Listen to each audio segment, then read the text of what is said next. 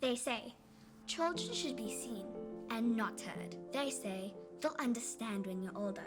You're just a kid.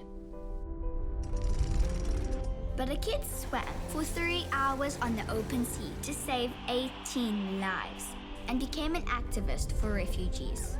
A kid broke through barriers to keep migrant families together and delivered a message of hope.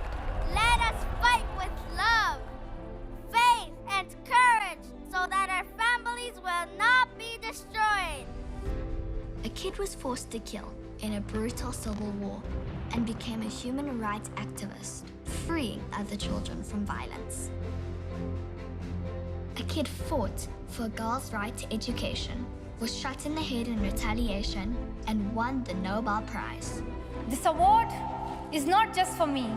It is for those forgotten children who want education, who want peace, who want change.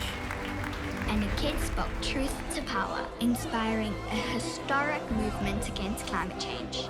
We kids shouldn't have to do this. I wish that the adults would take their responsibility and do this instead. But since no one's doing anything, we have to. Kids are speaking up.